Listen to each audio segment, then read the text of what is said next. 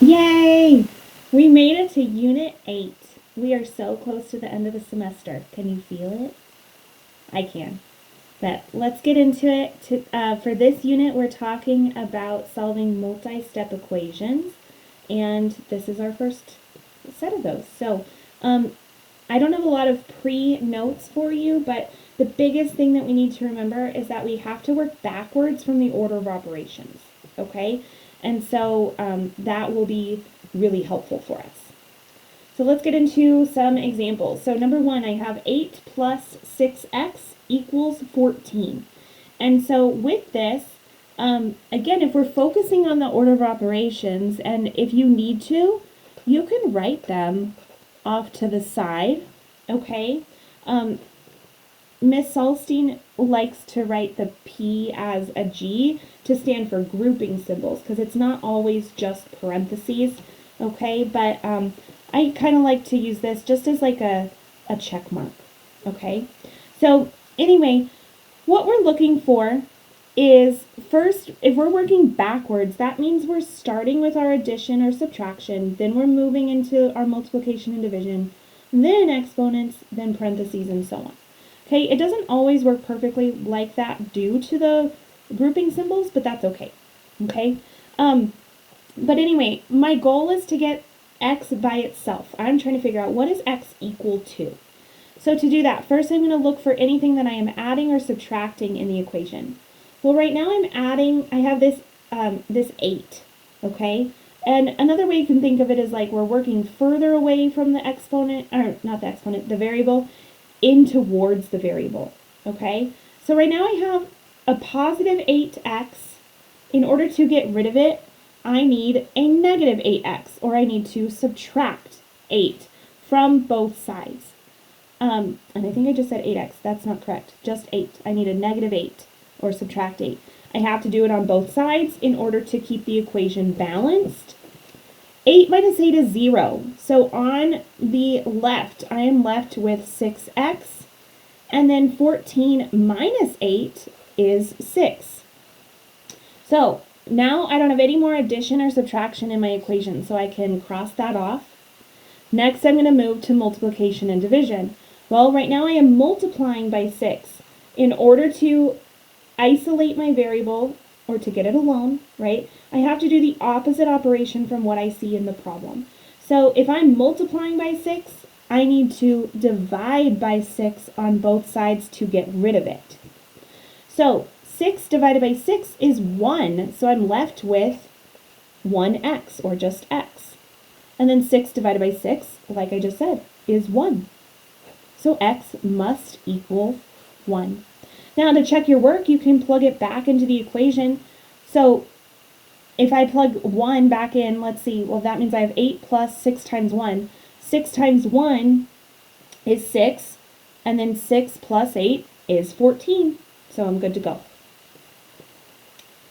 Okay, with this next one, again, working backwards, okay? First I'm going to do addition or subtraction, right? And we can write our order of operations if we want to, just to make sure. So addition or subtraction, well right now I'm subtracting 9. So in order to get rid of that, cancel it out, or work on isolating my variable, which is x, I need to do the opposite operation, so which is addition. Whatever I do to one side, I have to do to the other.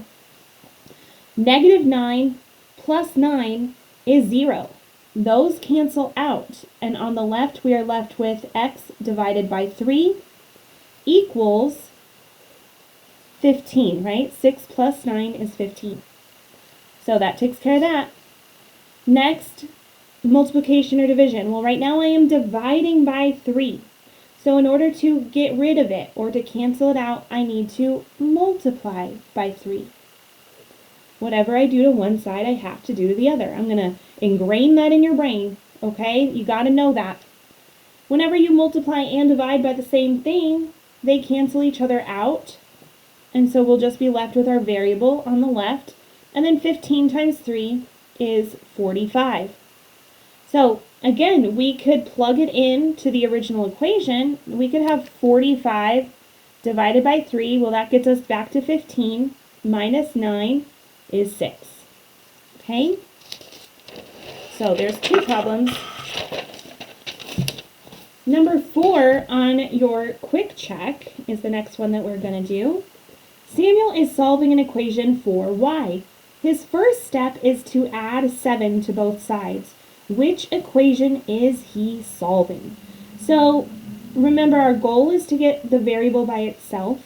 And remember, you have to do the opposite operation than what you see in the problem. So if he's going to add 7 to help him solve, that means he has to subtract, or there has to be subtraction in the problem. Well, that brings us down to A and D, right? Both of those involve subtraction. So B, the next step would have been to subtract 15. Well, that's not helpful for us right now, right? With C, the next step would have been to subtract 7, but that's not what it says. It says his next step is to add 7 to both sides. So B and C are out. Next we have A and D, which on yours, it might be in a different order, so just be aware of that. Just because mine is set up as the first one doesn't mean yours is. So with this one, here it is. Here I'm subtracting 7 in my problem, so the next step would have been to add 7 to both sides. With D, it would be to add 15, and that's not what it's asking about. So D doesn't work. A is the only correct answer. So for your final answer, whichever order it's in, you should have 2y minus 7 equals 15. Okay? All right, guys, I hope that helps. Hang in there, and we're almost done. If you need more support, just let me know.